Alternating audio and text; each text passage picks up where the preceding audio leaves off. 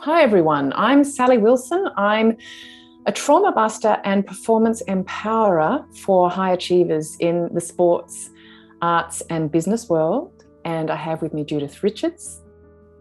Hello. Hi everyone. And hi Sally, great to be here with you once again. I'm Judith Richards. I'm the creator of the Richards Trauma Process, or TRTP. And we have a very, very important topic to cover today. And it centers around a question. Are you in an abusive relationship? This is a topic close to both our hearts, Sal. Yes. Yep. So can you just give people, Judith, an idea of the sorts of signs you would be looking for? And that's it. That's a great question to ask ourselves. Am I in an abusive relationship? Because it can be subtle. And it sneaks up on us. It's like when you put a frog in a pot of cold water and gradually heat it up. And we don't know until we do. And then we can't unsee what we have seen. So it's a wonderful thing to open our eyes and stand back as the observer of our own relationships, to look at them in the light of day with the spotlight on it. And it doesn't necessarily have to be an intimate relationship. It doesn't have to be a partner. It can be a work colleague, a boss, a friend. Yes. Do you really need that friend? It can be offspring. It can be a family member. It can be any relationship that we have. It can be a teacher. It can be in any part of our life. But the question, the big question is, first question, and you can write this down. Am I in an abusive relationship? Under that, does this relationship with this person uplift me or cut me down? Yeah. And that puts everything into perspective. And if you think, well, it's not very uplifting, this is the further, deeper dig to do. And we're just going to talk about, we're not going to go into great depth because we're only going to be talking for a few minutes. But does this person criticize you a lot? Is that their pattern? Because a lot of people lift themselves up by putting other people down. And a lot of us, as I was, are appeasers. I'll make myself less so that you can feel like you are more.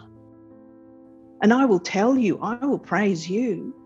I will tell you all the wonderfulness about you. But do they do it in return? The other thing is they ignore boundaries or invade your privacy. When you say, I'm going out with some friends next week on Wednesday night. Well, what about me? What am I going to? Oh, so you prefer to be with them? I don't matter. And they turn things around. Yeah. So why do you spend time reading and researching and playing the piano and doing that? Well, what about me? So they hoover up all your time and all your attention. Yeah. And it can also be those subtle manipulations, well, and sometimes not so subtle, using different instruments of coercion or power. Money's a big one.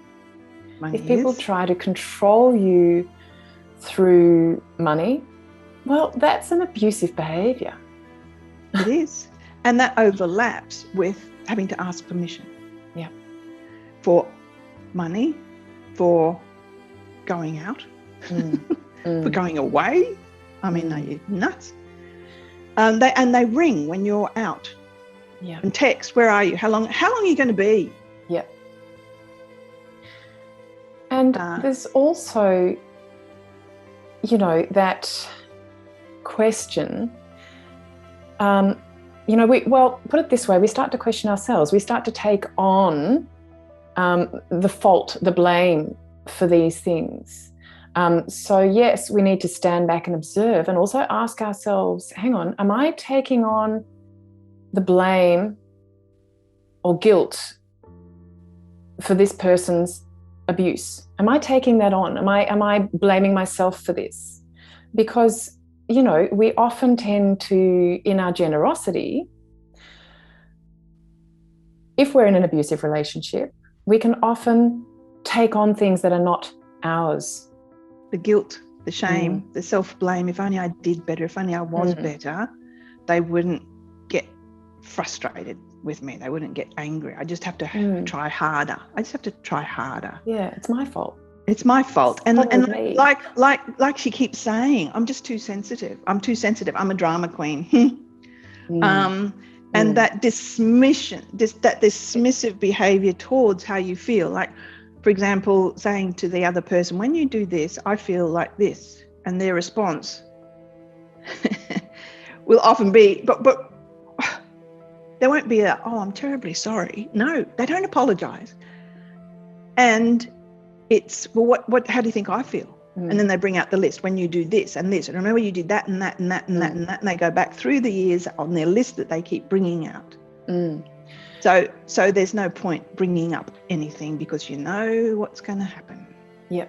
And let's just flip this on its end for a moment, because there will be people out there thinking as they listen to this or watch this, oh, wait, hang on. I do that. So let's ask ourselves, are we uplifting the people around us, or are we cutting them down or diminishing them? We might be an abuser without even realizing it, repeating patterns that we've been taught. So that kind of very courageous self-reflection is so important here. And it might just be one or two things that is your habit. Yeah. Where did you learn it from? Usually, have a look at that. But even just the need to be right, to never give up, to never say sorry and be sorry. And I had that. I had that behavior myself. Thank goodness I haven't had it for a while.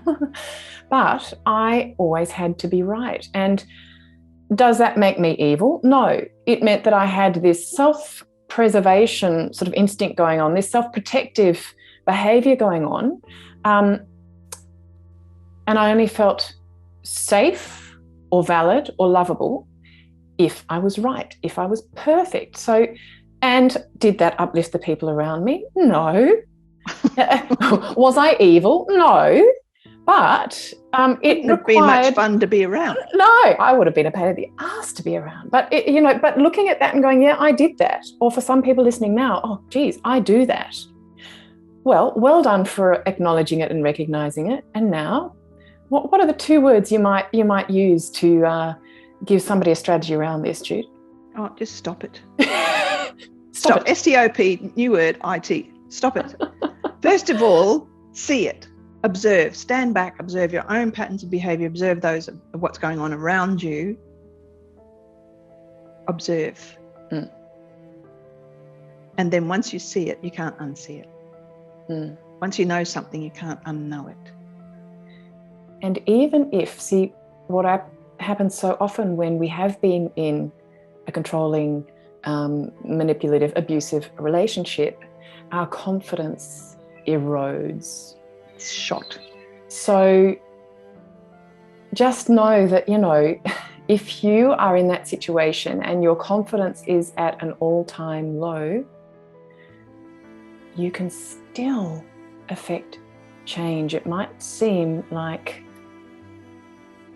a mammoth task, but you can still change the trajectory of your life and your relationships. Not necessarily in this relationship, but you can change it. Is there anything you'd like to leave people with as we just wrap up, Jude? There's a lot of shame around realizing that you're in an abusive relationship. Having been there, done that, just how could I have got myself into this again? How could I have not seen it? Am I freaking stupid? So swallow the shame. So many of us have been there. And so reach out of that isolation, which it normally becomes a smaller and smaller world. Reach out. There's so many things that we can do. There's so many people there just on the edge of that world with their hands out to us, ready to grab us and pull us out. Yeah. Wonderful, Jude. Thank you so much for another very important conversation. Thank you for sharing this with me. Thank you, Sal. And you're not alone. You might feel like you're alone, but you're not. No, you're not alone. Thank you for listening and watching, everyone. And we'll look forward to catching you on the waves next time. Bye. Thanks.